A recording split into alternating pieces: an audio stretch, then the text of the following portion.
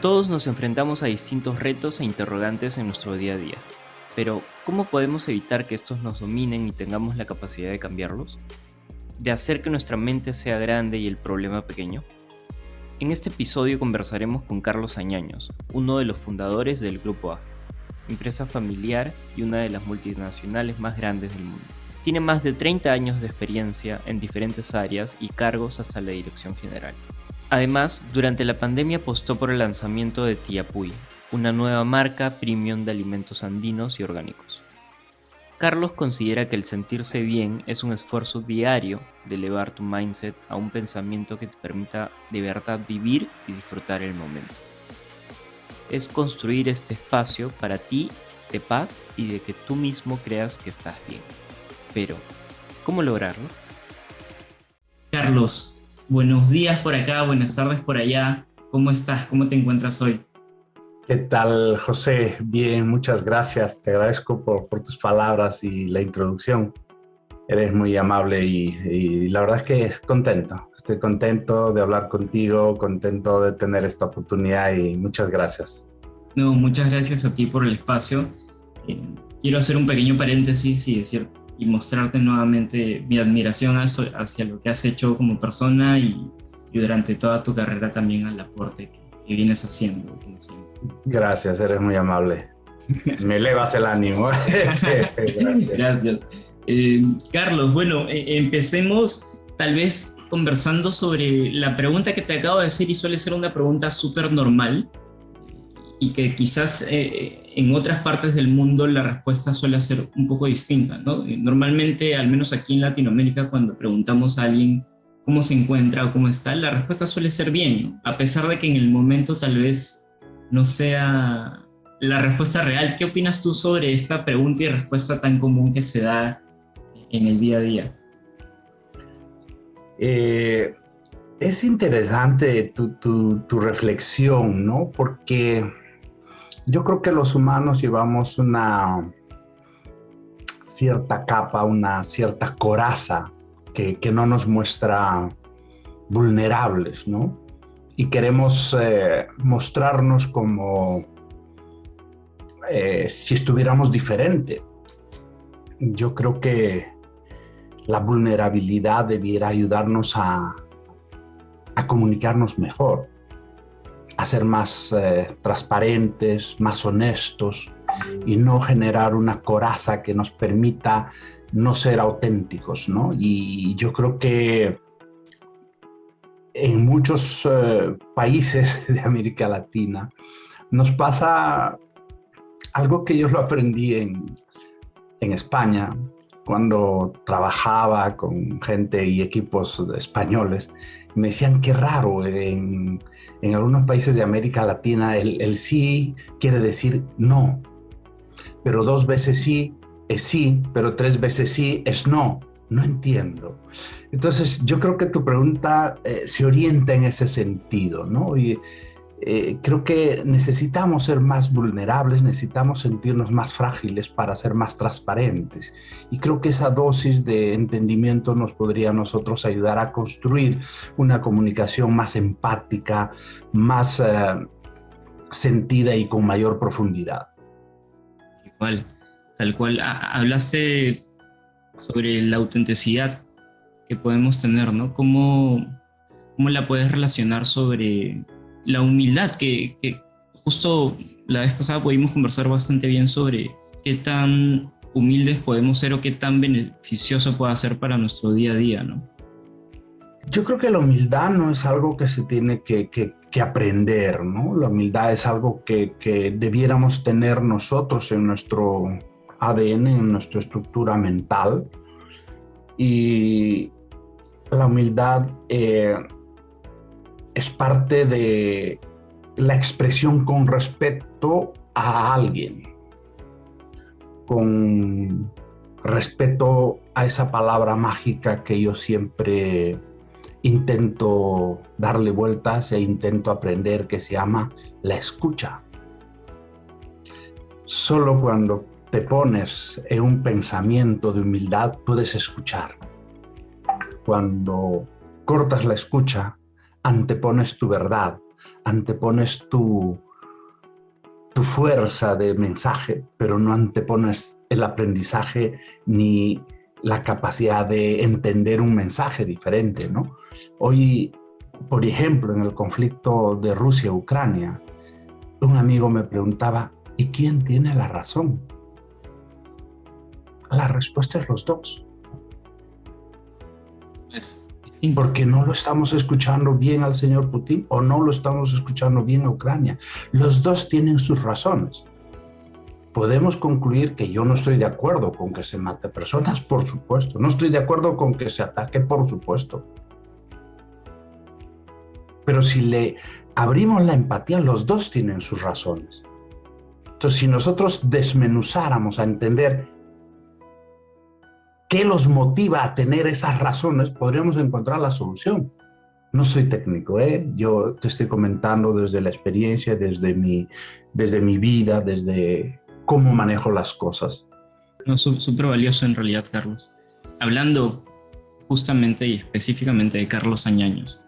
Para ti, Carlos, ¿qué significa estar bien? ¿Cómo tú sientes que podrías, o no sé si es que en este momento de tu vida tú podrías decir prácticamente que te sientes bien, o tal vez que estás tratando de hacerlo? Creo que hay una gran diferencia entre ambas respuestas, pero tú más o menos ¿en qué camino te encuentras? Yo me encuentro en el camino de construir el me siento bien, porque para mí es una lucha diaria, porque yo no conozco a una persona en el mundo que no tenga dificultades, que no tenga obstáculos, que no tenga problemas, que no tenga inquietudes, que no tenga preguntas, que no tenga insatisfacciones, que no tenga metas por cumplir o que tenga una serie de cuestionamientos. Entonces, para mí, el estar bien es el esfuerzo diario de elevar tu mindset a un pensamiento que te permita de verdad disfrutar del momento, vivir el momento, darle empatía al momento y construir ese espacio, ¿no? Ese espacio de que tú mismo te creas que estás bien, ¿no? Algo que aprendí hace muchos años, imagínate si tú tienes un círculo de este tamaño, que es el problema grande. Al lado, tu mente pequeña. Entonces, el problema domina tu mente. Entonces, no estás bien. Pero tú puedes hacer ejercicios mentales, ejercicios físicos, donde lo ideal, y es un esfuerzo que yo hago todos los días, es cambiar esto y hacer que tu mente sea grande y el problema sea pequeño. Y eso es solamente tomar la decisión de mover de un lado al otro. Entonces, cuando haces que tu mente sea grande y el problema sea pequeño y empieces a construir tu narrativa mental, tu memoria, tus recuerdos en base a ese aspecto, te sientes mejor. Y hay algunos trucos muy sencillos. Esto lo aprendí de un coach y la verdad que el truco es físico, ni siquiera es mental, es físico. Si tú sonríes, tu mente no da espacio para el pensamiento malo o para el problema. Si tú no sonríes, dejas entrar al pensamiento malo o al problema. Y a veces, si no pudieras tener la oportunidad de cambiar mentalmente, puedes hacer un ejercicio físico muy simple. Agarras un lapicero, un lápiz, un pincel. Estoy forzando los músculos faciales y mi mente empieza a sonreír. Si haces este ejercicio, estoy seguro, José, que no entran los pensamientos negativos. No van a entrar a tu mente porque no te puedes reír y a la vez pensar en un problema. No puedes, no es lo mismo que yo puedo hacer dos cosas a la vez, caminar y mascar chicle y no me caigo. No, esto es absolutamente diferente. ¿Qué opinas de reírte del problema? No te puedes reír y al mismo tiempo pensar en un problema. No puedes hacer las dos cosas. Y lo que te quiero decir, si haces esto y empiezas a pensar en un problema, intenta, te pido por favor, agarra un lapicero y póntelo. Intenta pensar en un problema más profundo. Ahora, piensa en un problema que tenías ayer, antes de ayer, hace un mes, a ver si viene a tu mente. No deja entrar. Estoy pensando en mantener la sonrisa. Claro, entonces es un ejercicio físico. Entonces cuando tú me preguntas qué es estar bien, es esa lucha diaria. De no dejar que se caiga el lápiz. Entonces yo a veces tengo muchas inquietudes, problemas, como todos tenemos, dificultades, obstáculos, y estoy en el carro manejando y está mi esposa y me dice, ¿de qué te ríes? Porque yo estoy así y me dice, ¿de qué te ríes? Le digo, de nada, olvídate. Lo que pasa es que no quiero dejar entrar el pensamiento negativo. Entonces el estar bien para mí es el momento de construcción de una mente positiva. Y cuando, de nuevo, tu mente sea más grande, tu sonrisa sea más grande, el problema más pequeño, al final termina desapareciendo el problema y esa objetividad, ese estar bien en el momento te permite decidir bien, acertar bien, pensar bien, crear bien, pintar bien. Yo dudo que Messi antes de hacer un gol esté pensando en un problema. Tiene que estar alegre, tiene que estar en posición de ganar. Y la posición de ganar para nosotros, los emprendedores, es la sonrisa. Me viene a la mente un video que acabo de ver en redes sociales hace unos días, en donde un profesor, me parece que es en China, está por entrar a su aula y se le nota un poco cabizbajo. Es una cámara que justo apunta a la entrada del salón. Y lo que hace antes de abrir la puerta es literal taparse la cara, forzar una sonrisa y entrar al aula. Ha hecho que el problema se reduzca y su mente crezca. Y cambia.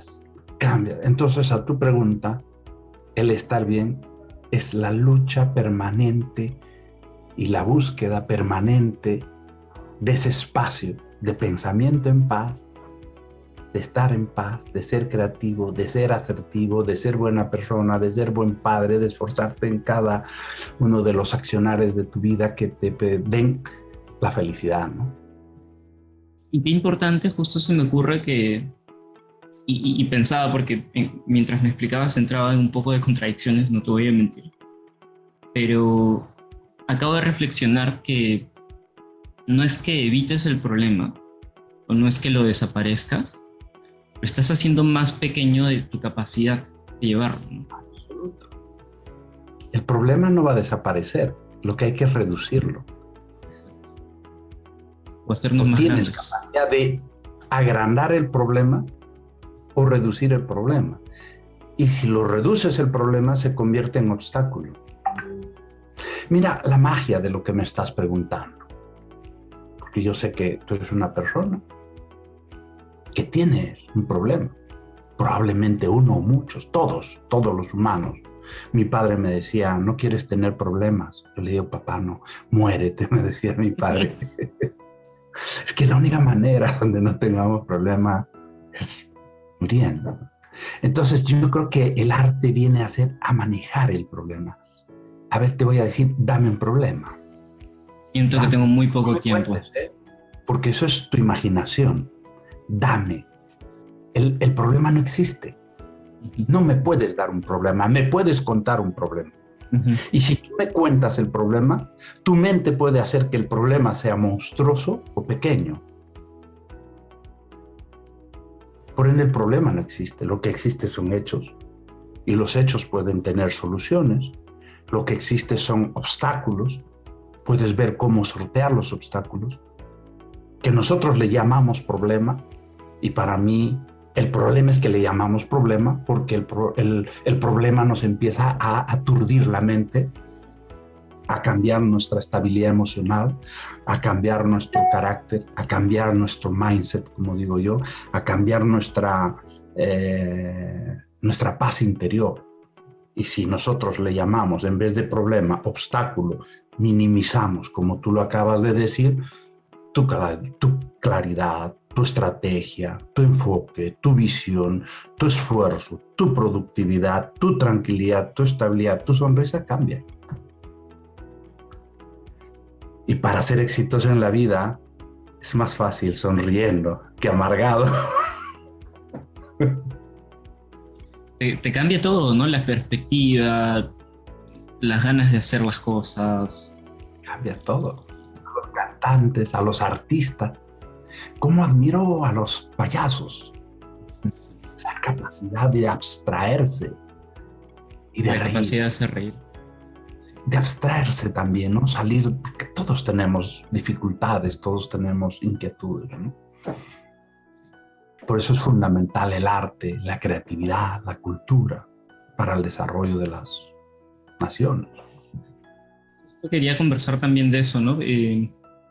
Hablando ya más en un tema más, bueno, en un panorama mucho más completo y complejo, viendo como ejemplo a un país, tal vez Perú, y sabiendo que existen muchos defectos y muchas cosas por arreglar, a pesar de tener muchas cosas positivas, por supuesto.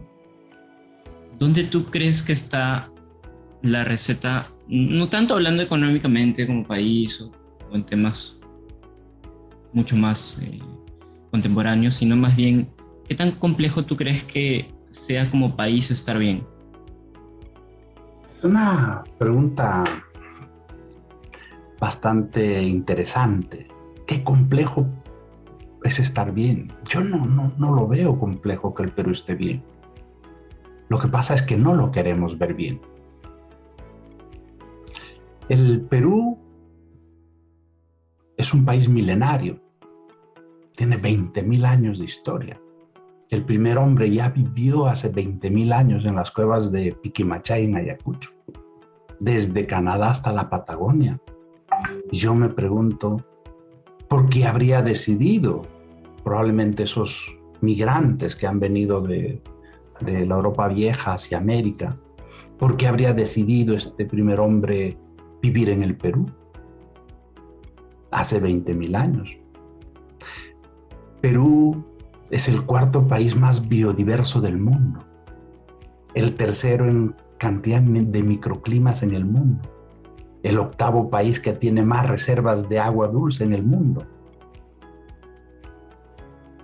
Yo creo que lo más valioso que Perú tiene es su gente. Es su gente, definitivamente. Somos un país que con orgullo podríamos decir tenemos una cultura milenaria. Somos un país milenario. ¿Cuántos países en el mundo hay con esa cultura milenaria? Hay pocos. El Perú es el origen de la papa, o domesticó la papa, llamémosla así. Esa papa que hoy da sabor a billones de personas. Yo dudo que haya persona en el mundo y en el planeta que no coma papa, y es de origen peruano. A tu pregunta, creo que hemos tenido mala suerte con algunos malos dirigentes que no nos han guiado bien. Y Mucho tiempo. Muchos años con dificultades, pero creo que el Perú podría estar bien tranquilamente. Es un país rico, la gente es maravillosa. Cada vez me siento más orgulloso, no solamente de la gente, sino de nuestra historia, de nuestra cultura, de nuestra comida, de todo lo que tenemos en el Perú. El tema es que no somos capaces de valorar. Para ver esto, te voy a dar, para ver y entender esto, te voy a dar un ejemplo. Y vamos a hablar de una persona a quien yo admiro mucho, que se llama Gastón Acurio. Gastón Acurio no inventó la cocina.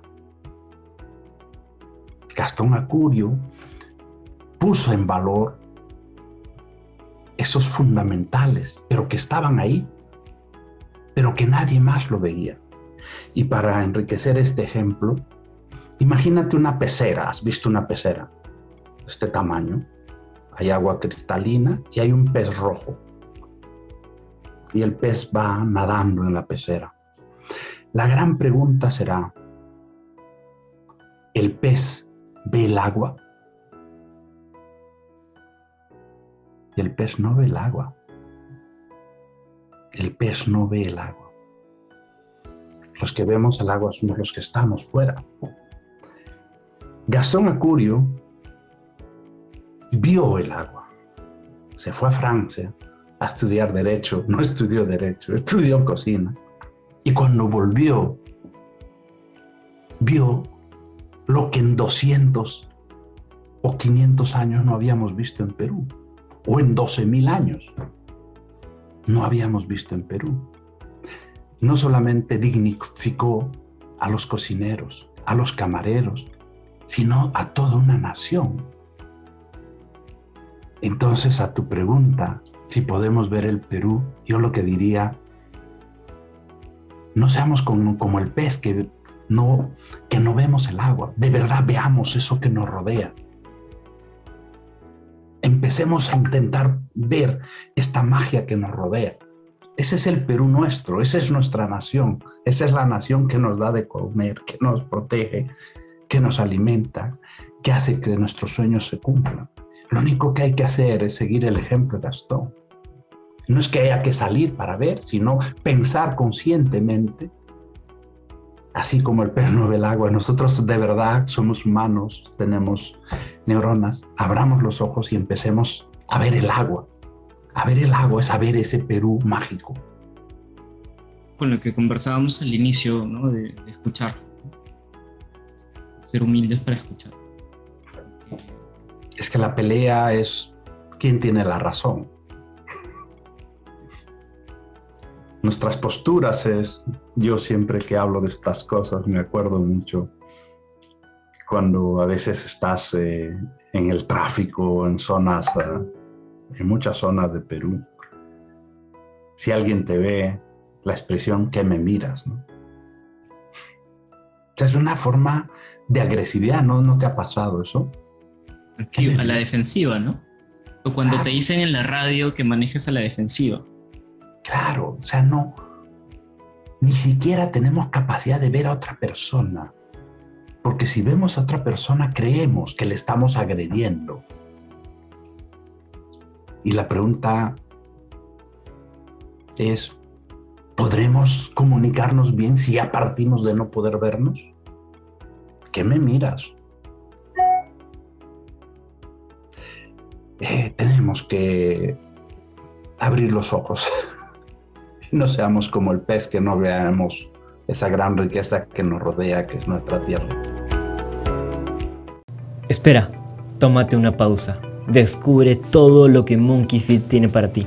Un beneficio corporativo exclusivo con acceso a cientos de experiencias presenciales de todo tipo. ¿Te imaginas ir un día a un gimnasio, otro día irte a nadar o a una clase de yoga? Todo es posible con Monkey Fit. Ah, y por si fuera poco, tienes acceso a más de 500 recursos digitales de todo tipo de bienestar.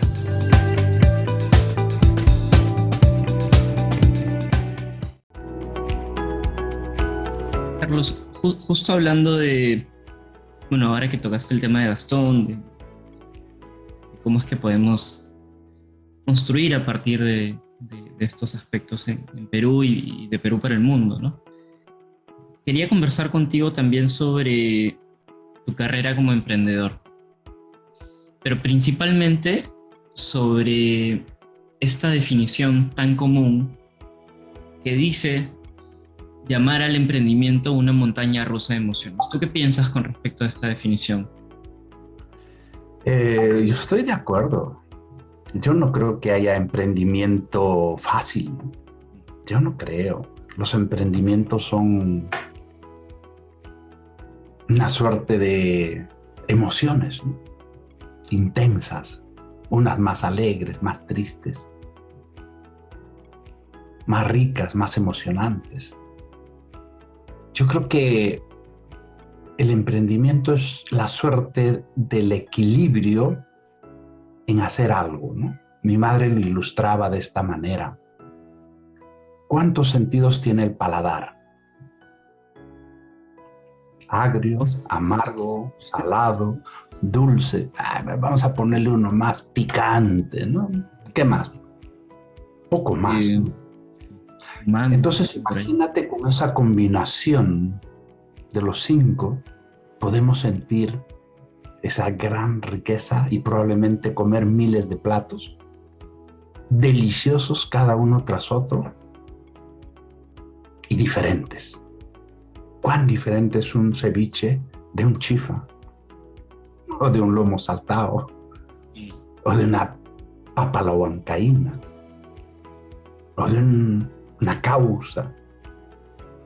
Entonces el emprendimiento es esa suerte de manejar esas pocas variables con arte y equilibrio para digerir emociones lindas y profundas. Pero por supuesto, hay emociones, hay momentos. Es difícil emprender en Perú. En Perú es bastante difícil, es un mercado pequeño, mercado bastante exigente, pero como yo siempre he oído de muchos amigos toda la vida, cuando tú manejas carro en Perú, puedes manejar en cualquier parte del mundo. Siento lo mismo. Cuando eres capaz de emprender en Perú, puedes emprender en cualquier parte del mundo. Porque estás preparado para situaciones adversas. Estás preparado para situaciones complejas. Y esa gran preparación no nos damos cuenta. Dentro de tu carrera, emprendiendo, ¿recuerdas algunos puntos o hitos importantes en los que hayas sentido un momento muy difícil de sobrellevar? Muchos. En el proceso competitivo nos declararon el exterminio de cola real en 100 días. Se unieron todos nuestros competidores, los rojos, los azules, los amarillos, con una suerte de estrategias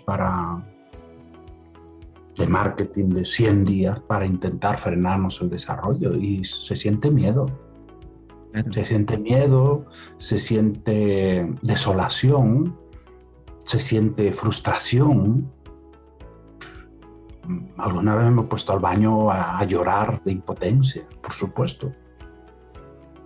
Pero lo que pasa es que a veces tenemos vergüenza de decir yo lloro, ¿no? Porque el mensaje correcto sería yo soy macho, no lloro. No, yo soy Mis hijos me dicen eres un lloricas, yo lloro. Eso es, creo, sentirse vulnerable. Entonces, lloré bastante y trabajamos duro. Nuestra respuesta era trabajar duro y salimos adelante. Esto fue el 1 de mayo de 1988. Los hitos que marcan tu vida. Entonces, a tu pregunta, tardaría más o menos varias horas para contarte las emociones, las frustraciones, las alegrías, los llantos, las frustraciones que uno pasa de emprendedor. Es muy duro. Es una montaña rusa, por supuesto, muy bien descrita, porque lo importante yo creo que no es la montaña rusa, sino lo importante es que tú te sientas preparado para asumirlas, ¿no? Que podamos tener esa garra, esa fuerza de luchar y no desmayar. ¿Por qué crees tú que personas como tú, me considero dentro de ese grupo también, nos aventamos a la montaña sabiendo cómo es? O tal vez porque no sepamos. ¿Por qué crees que yo pueda animar? Pues muy fácil. El viaje es muy corto. por lo menos hay que vivirlo. Ay, tengo 55 años y siento que el viaje es corto. Voy a vivir 100, me queda la mitad de mi vida. De repente yo aún no soy consciente, pero yo creo que debemos pensar en qué nos vamos a llevar a la tumba, ¿no? ¿Vamos a dejar o qué nos llevamos? Claro, y en ese sentido yo sí animo a vivir la montaña rusa, ¿no? Te voy a comentar un libro que leí justo cuando tuve la suerte de vivir en Venezuela, ya hace 20 años, viví 3 años en Venezuela.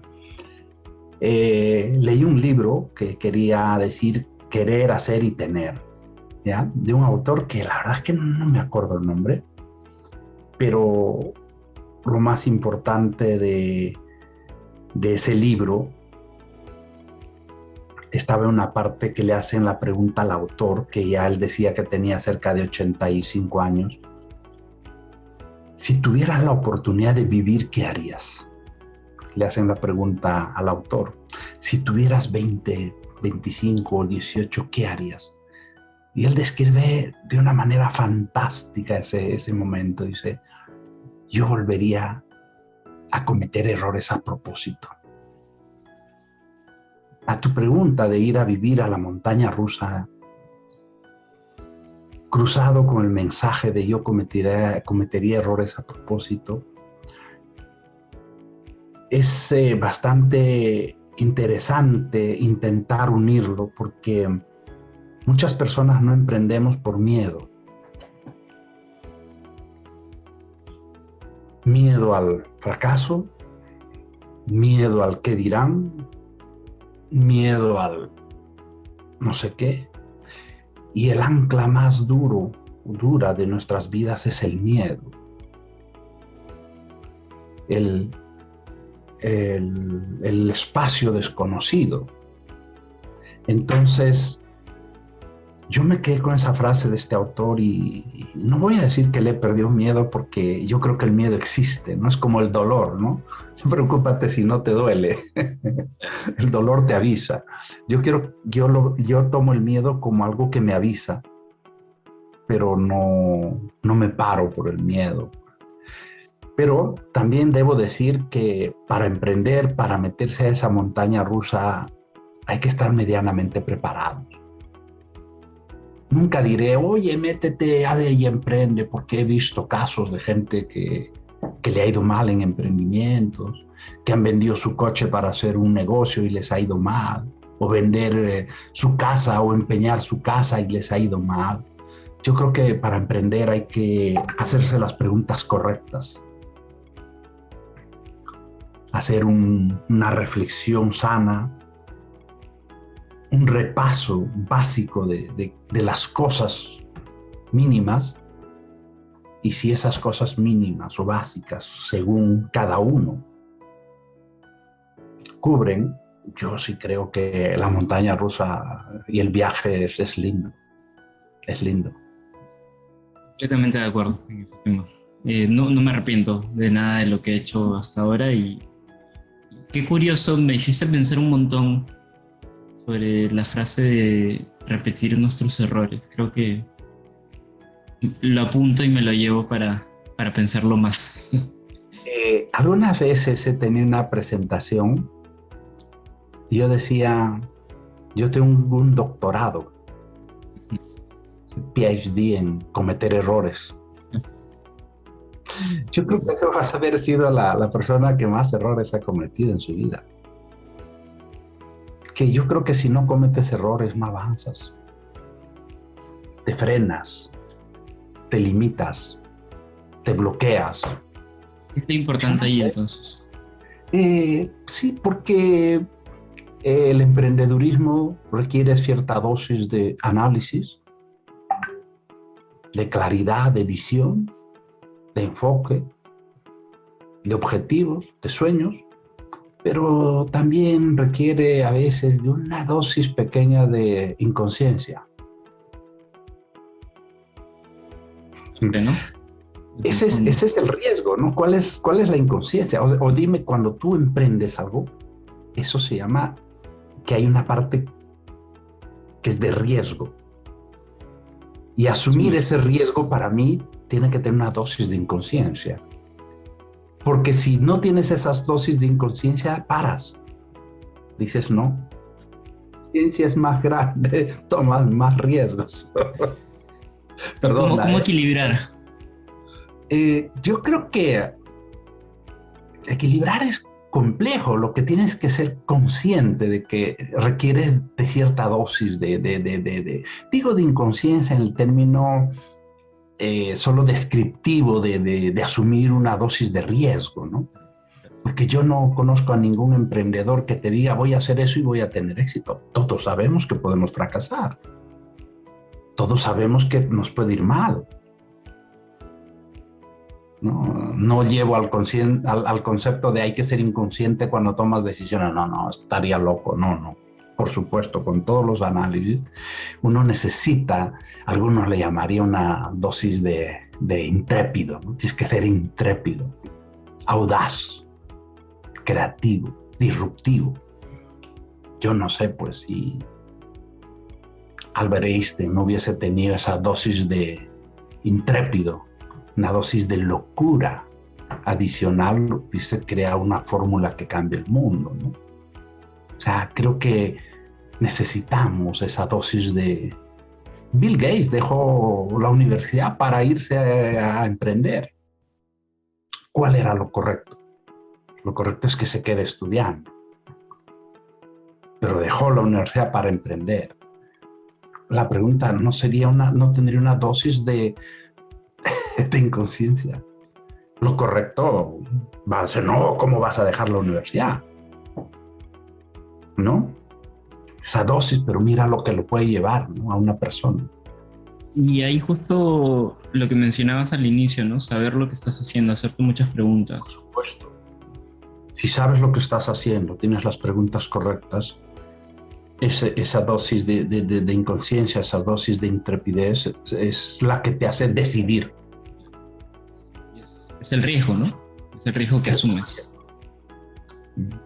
Tomar esa dosis de riesgo, tiene esa dosis a eso yo le llamo una dosis de inconsciencia. Uh-huh. Sí. Porque si no tomas el riesgo. Y para emprender, por supuesto que tienes que tomar riesgos. No existe un emprendimiento sin tomar riesgos. No todos los emprendimientos salen adelante. Tampoco todos los emprendimientos no logran sus objetivos. Por supuesto, hay de todo. Y hay una serie de factores. En Perú, en esta crisis del COVID, han habido muchos emprendedores que les ha ido mal. Y no necesariamente por sus malos análisis, malos pensamientos o malas decisiones. A veces hay temas de fuera, exógenos, que nos llevan a situaciones difíciles. Pero tenemos que seguir siendo intrépidos, ¿no? Potente, me dejaste pensando mucho. Carlos, sobre el emprendimiento justamente, sobre tu vida, sobre lo que has construido, lo que sabes que te llevarías ya apuntando hacia la mitad de tu vida hoy en día. ¿Qué es el éxito para ti? El éxito es la libertad.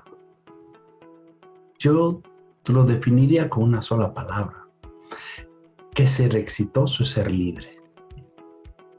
Libre de pensamiento,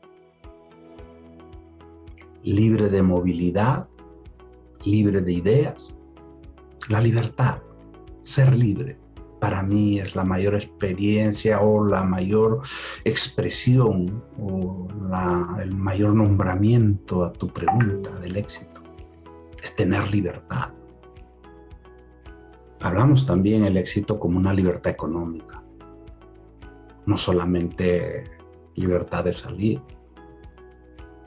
Sí, en muchos casos el dinero es importante, pero no da la felicidad, calma las tensiones. Pero lo mejor que podemos tener los humanos para mí es la libertad. ¿Contaste alguna vez sobre lo valioso que es para ti almorzar con tus padres.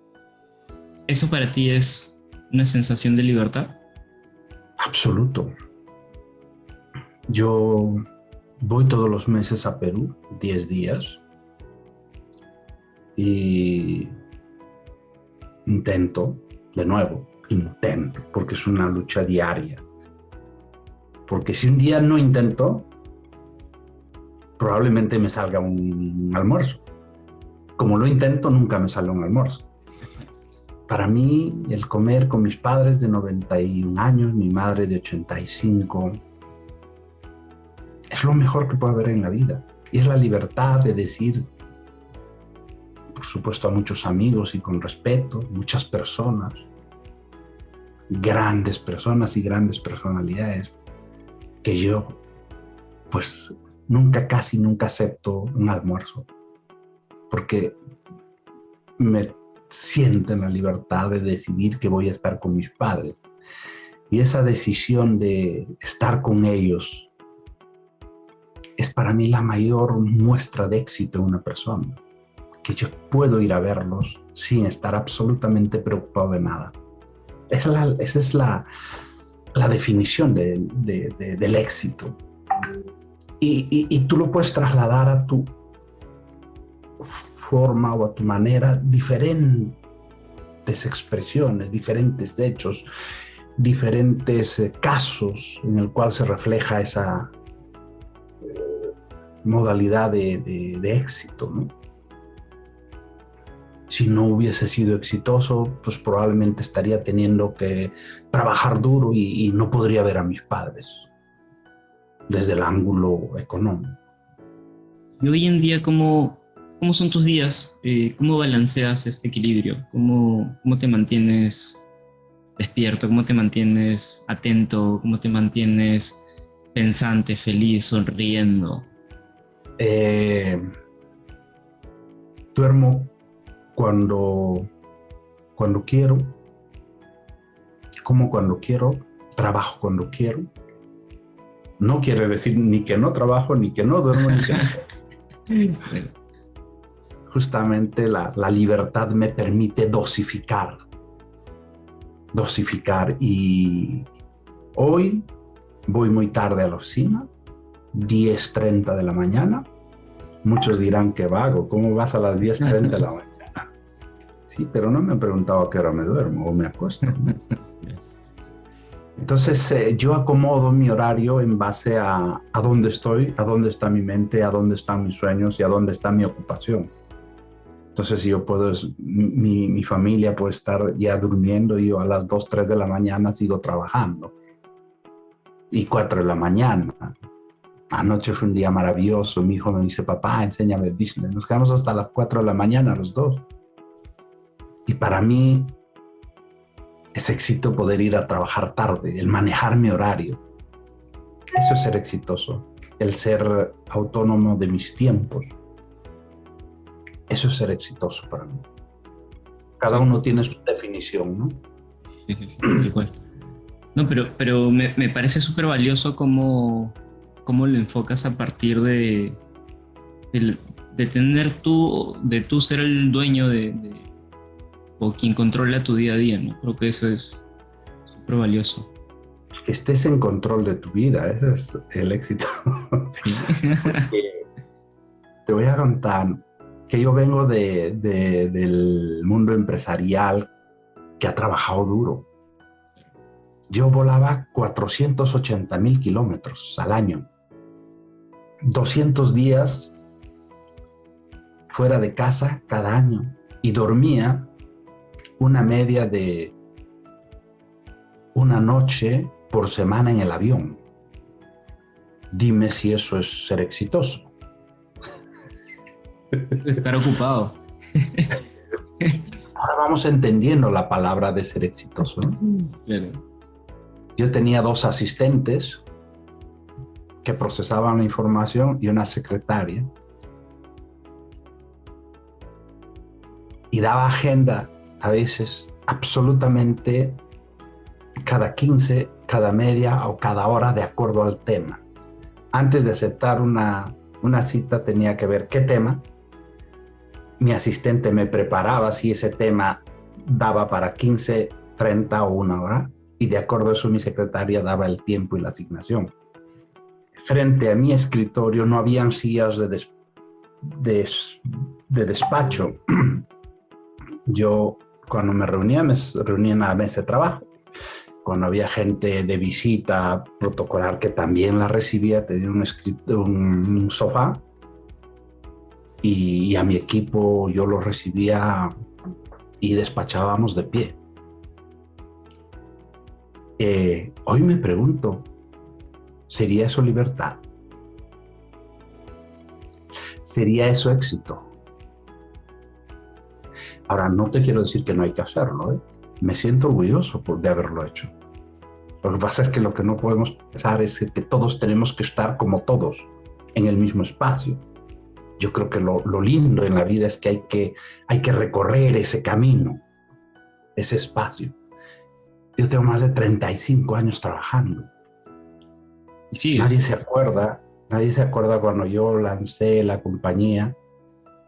Tardé 10 años en salir de vacaciones, donde trabajaba sábados y domingos. Hoy no se acuerdan de eso. Muchos se acuerdan de, ay, qué lindo, Carlos va a las 10 de la mañana a trabajar. No. Yo dejé de trabajar sábados y domingos, te vas a morir de la risa, José, cuando me casé. ¿A partir de conciencia tuya o fue un trato? Sí, ya como ya me iba a casar, dije, oye, yo creo que el sábado y domingo hay que pasar con la mujer. Y empecé a cambiar. Entonces, a eso me refiero cuando tú me preguntas qué es el éxito, ¿no? A manejar tu libertad. Porque si yo no hubiese tenido probablemente el éxito, no hubiese estado comentándote hoy. Y ese es mi espacio, mi recorrido, mi vivencia, muy propia. No te quiero decir que es la verdad verdadera, de nuevo. Uno tiene su camino. Uno tiene su camino, cada uno tiene su verdad. Y te estoy contando la mía. Qué honor escucharla. Qué honor realmente ponerme del otro lado y tratar de extraer esta experiencia. En verdad es... Eres muy amable con tu expresión, gracias, José. Ha sido un gran momento, Carlos. Yo creo que lo que podamos extraer de aquí es súper valioso para quien sea que lo escuche. Y quería terminar el espacio con una pregunta.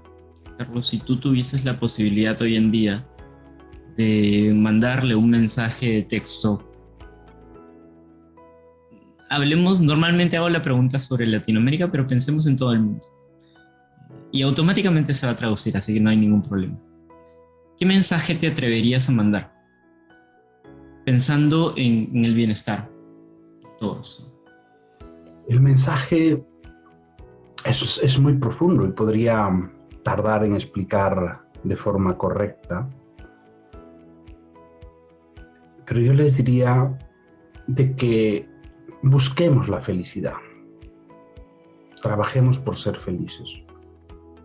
A veces nuestro foco de trabajo por el logro de un objetivo nos quita la visión de lo que es la felicidad. Y la felicidad no está en la meta, no está en la visión o en la cima de la visión.